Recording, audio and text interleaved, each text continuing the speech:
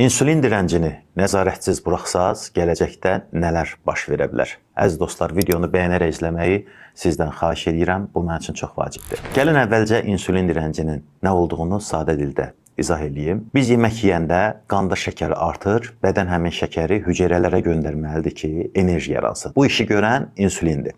Amma insulin direnci olanda hüceyrələr sanki qapını bağlayır, insulin qapını döyür, amma şəkər içəri rahat keçə bilmir.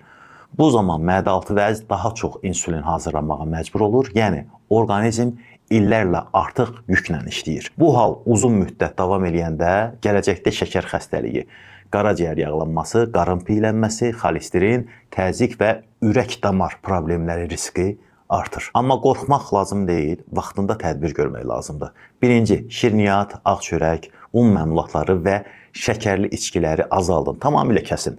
İkinci, hər gün azı 40 dəqiqə piyada gəzin. Üçüncü, yeməkdə protein və lifi artırın. Yumurta, qatıq, ət, balıq, tərəvəz və paxlallar və s. Dördüncü, yuxunu düzəldin, çünki az yuxu və stres iştahı artırır.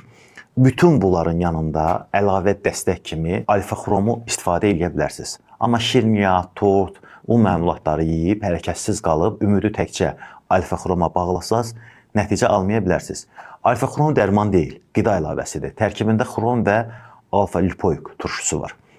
Xrom insulinə həssaslığı artırır, iştahanı və şirniyyata meylliliyi azaldır. Alfa-lipoik turşusu isə maddələr mübadiləsinə, yağların enerjiyə çevrilməsinə, qaraciyər və qarın nahiyəsində toplanan piylərin azalmasına dəstək olur. Qəbul qaydası da sadədir. Gündə 2 dəfə yeməkdən yarım saat əvvəl. İtaliya istehsalıdır, keyfiyyətindən də əmin ola bilərsiniz. Əksər apteklərdə var. İzlədiyiniz üçün təşəkkürlər.